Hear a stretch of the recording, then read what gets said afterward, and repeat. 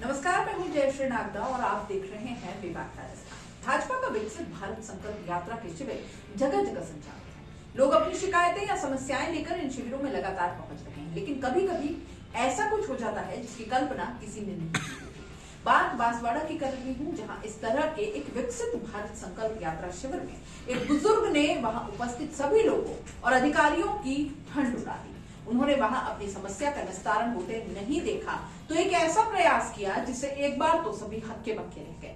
सभी अधिकारियों की सांसें फूल गई और अगर इन बुजुर्ग ने ऐसी कोई अनहोनी कर डाली होती तो जवाब देना भारी पड़ जाता।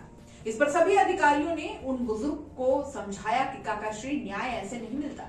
केंद्र की जन कल्याणकारी योजनाओं को लागू करने के लिए, आम जन को उसका लाभ देने के लिए, फायदा पहुंचाने के लिए ये शिविर लगाए जा रहे हैं।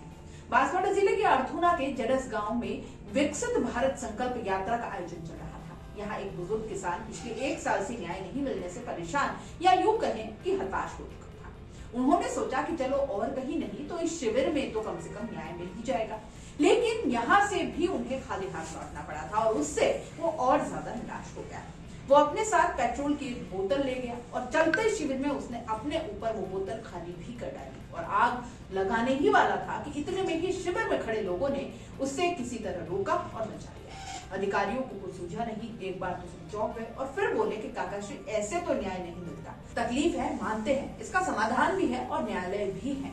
दरअसल बुजुर्ग का सड़क किनारे जमीन को लेकर दूसरे पक्ष से विवाद चल रहा था। 1.5 साल हो गया इसको लेकर वो कलेक्टर, तहसीलदार और स्थानीय अधिकारियों के कई बार चक्कर काट चुका था, जूते घिस चुका था, लेकिन कोई हल वहां से निकला नहीं। और इस शिविर से उन्होंने कुछ उम्मीद जरूर लगाई थी, उम्मीद जगी, लेकिन वो जब पूरी नहीं हुई तो वो बहुत निराश हो गया और ये कदम उठाने की सोची। वहां मौजूद प्रशासनिक अधिकारियों ने बुजुर्ग को आश्वासन दिया और कहा कि आपकी बात को प्राथमिकता में रखकर सुना भी जाएगा और न्याय भी दिलाने की पूरी कोशिश की जाएगी। हालांकि मामले में जांच लंबित है।